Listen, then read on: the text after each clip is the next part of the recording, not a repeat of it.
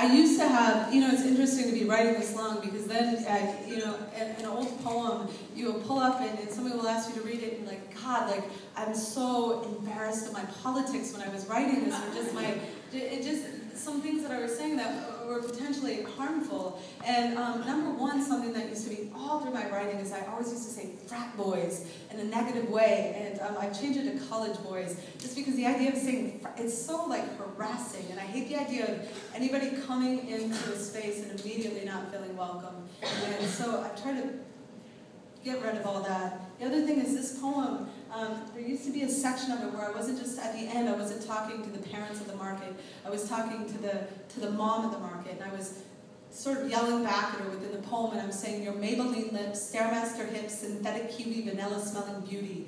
And it was pointed out to me by 3 queer femme-identified women that I was touring with, that section of the poem was actually insulting and disrespectful to femme-identified people in the way I was taking a whole poem and asking people to respect my particular expression of gender. And it was they're absolutely right. It was a flaw in my writing. I wasn't realizing it was coming off that way, but also a flaw in my thinking at the time. So pulled it out, pulled that part out, go femme. And yeah, okay. Is there anything, I have not been ever here.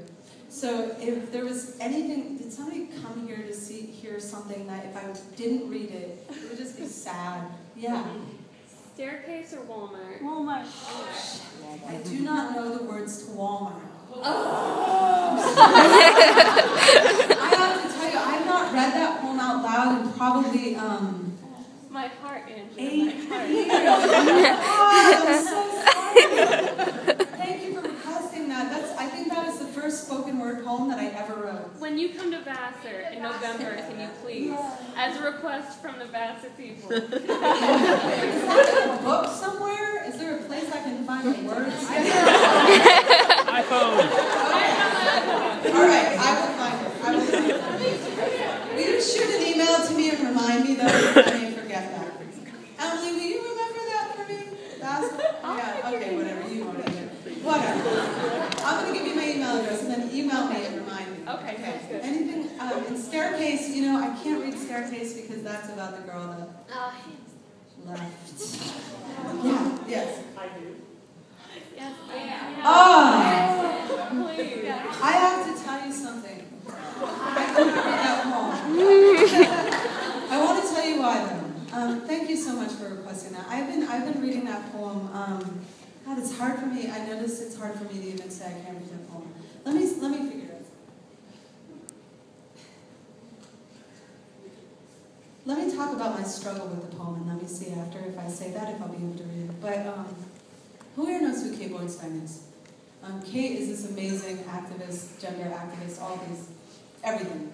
And she's been someone I've long looked up to for many years. And a couple of years ago, I read an article that she wrote about marriage equality and the amount of energy the queer community is putting into marriage when there's so many other things that desperately, desperately need our attention. And specifically with the suicides of so many of our youth, and just talking about the institution of marriage being just generally privileging in so many ways, privileging on the basis of religion, class, race, looks, age, ability, all this stuff. And the article, it really blew me over. I recommend going to katebornstein.com and reading the article. And when I read that, I stopped reading the poem for a while, and then I started reading it again because of 2 motivating things in my life. And the first was that when I was teaching at preschool, I walked by these 2 little kids, and these 2 little girls at the art table, and one little girl said to the other little girl, "I'm going to marry you someday." And the other little girl said, "We can't get married because we're both girls and we'll go to jail." And what I realized was, in her mind, not legal meant criminal. And in our culture, criminal means evil. And from evil spirals off all that shit, the suicide and bullying and shame and all that crap. And then the other reason, the other thing that kept me reading the poem even after having read the article was that I read it in Colorado, and a woman came up to me after the show and said said that several years prior, her partner had been rushed to the emergency room, and they were living in Kansas, and because she wasn't family, she wasn't allowed to be in the room with her where she was being helped, so she went fucking crazy in the waiting room, and her partner ended up dying that night. And she told me that she wakes up every day of her life not knowing if her partner knew how hard she was trying to get into the room to be with her while she died. So I started reading the poem again. And then I just recently was reading more about the reasons to not be working towards marriage, just generally not be working towards it. And I'm really stuck. And so some nights I've been able to read this poem, and sometimes not. And I'm so sorry, but I don't think I can tonight. But you know, I change my mind every day, and I hope I see you again. And hopefully, I mean,